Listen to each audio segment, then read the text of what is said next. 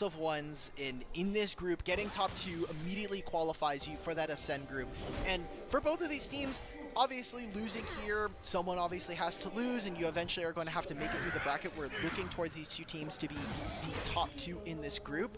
Every single win is going to have to matter here, and anytime you can kind of take the lead, especially against 2 top teams, it's going to be really important. And I just noticed this. You know, you were talking about how Aurora is a champion that has gotten a little bit of nerfs, but I think she got brought back by the Electrocute change. What is Breathe rocking over here? Is this a new tech? Are we just abusing Electrocute now, guys?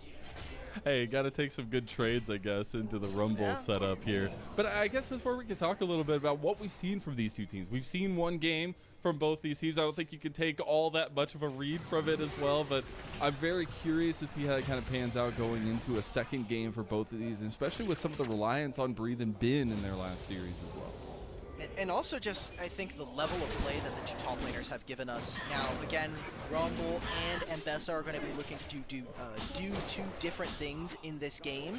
And I wonder if the Electrocute is going to meaningfully change how Mbessa is going to be played. I'm going to be watching how Breathe is entering into team fights, how he's able to execute onto this backline. It's particularly difficult when you have stuff like the Renata as well, so I think it's going to be a tough job. Weibo need to be able to get off to an early enough start.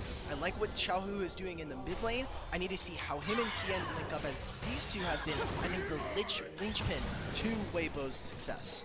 Yeah, and it has to be. You have these names on your team.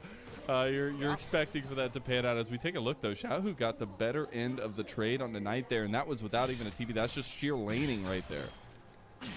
Pretty insane. That is success. You have stuff really for that that's just sheer laning right there. Pretty insane. That is just what Aurora does, so you're going to be looking towards that.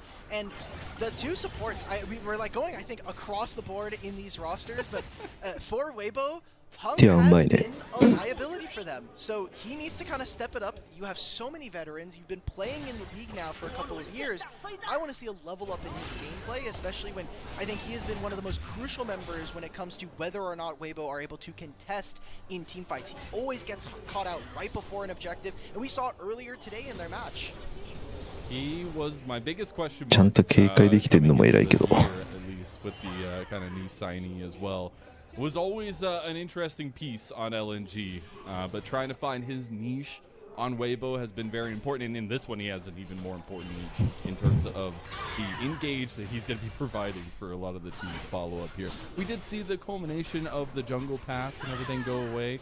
We did end up getting the trade of the Scuttle Crabs there and the reset by Wei and Tien. So no early action, but we can't expect early action on the horizon because of that dragon spawn, but more importantly, the grub spawning in about 1 minute and 40 seconds.